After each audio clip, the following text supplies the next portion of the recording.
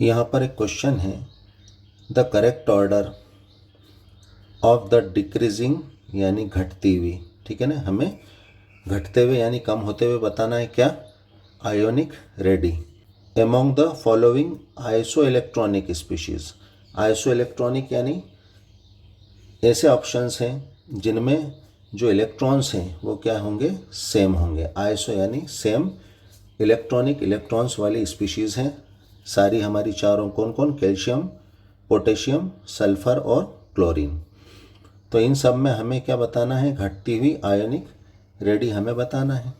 यहाँ पर आंसर होगा सी, यानी सल्फर 2 नेगेटिव की आयनिक रेडी सबसे बड़ी होगी, उससे कम Cl नेगेटिव की, उससे कम K पॉजिटिव की, और सबसे कम जो है कैल्शियम 2 पॉजिटिव की आयनिक रेडी होगी। ये किस तरह से होगा, आइए हम देखते हैं। तो यहाँ पर अगर हम देखें तो हमें क्या कहा गया है कि ये चारों जो स्पीशीज़ है ये क्या है, आइसो इलेक्ट्रॉनिक है। यानी अगर हम यहाँ देखें H2 negative, Cl1 negative, K positive और कैल्शियम 2 पॉजिटिव।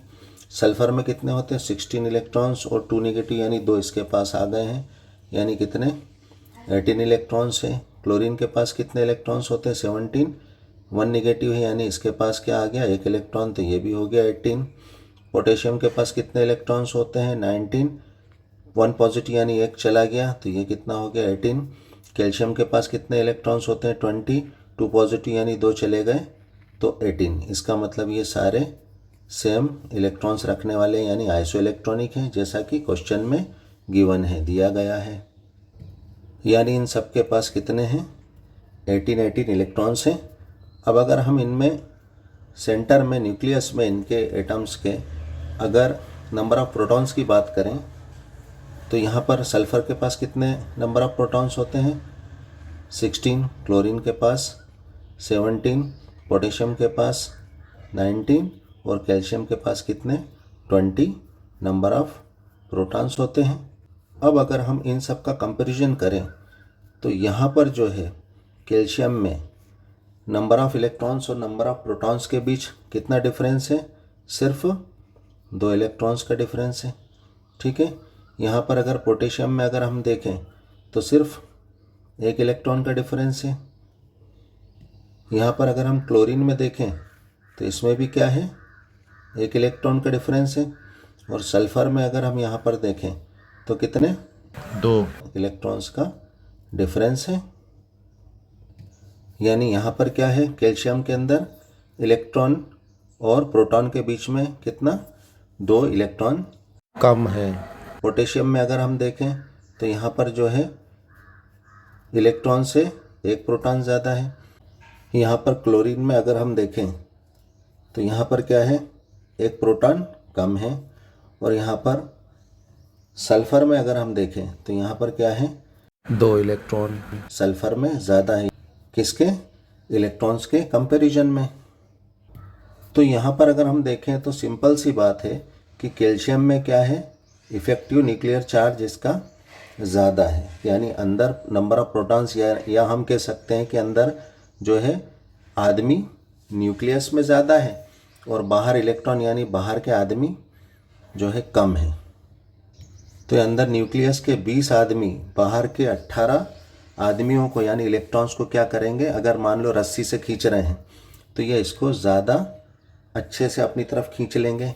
यानी क्या होगा, कैल्शियम 2 पॉजिटिव का साइज़ जो है सबसे छोटा हो जाएगा, है ना। डिक्रीजिंग ऑर्डर में सबसे छोटा साइज़ किसका हो जाएगा, Ca2 पॉजिटिव का, क्योंकि पॉजिटिव आने से क्या होता है, इलेक्ट्रॉन्स चले जाते हैं बाहर शेल्स से, लेकिन सेंटर में नंबर ऑफ प्रोटॉन्स उतने ही रहते हैं।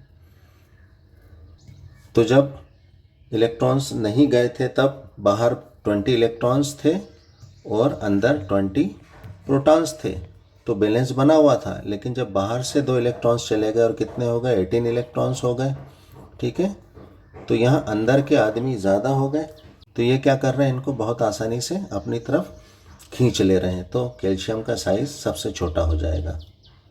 अब हम बात करेंगे किसकी, सल्फाइड की, H2 नेगेटिव की।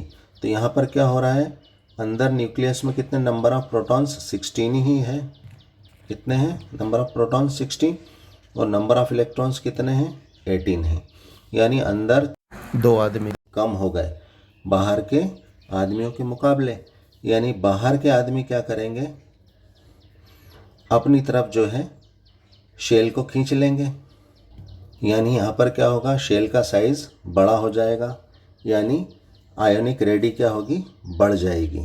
सिंपली यहाँ पर दिख ही रहा है कि 16 जो प्रोटॉन्स हैं वो 18 इलेक्ट्रॉन्स को नहीं खींच पाएंगे, 18 इलेक्ट्रॉन्स ज़्यादा हैं, तो क्या होगा, साइज़ बढ़ जाएगा।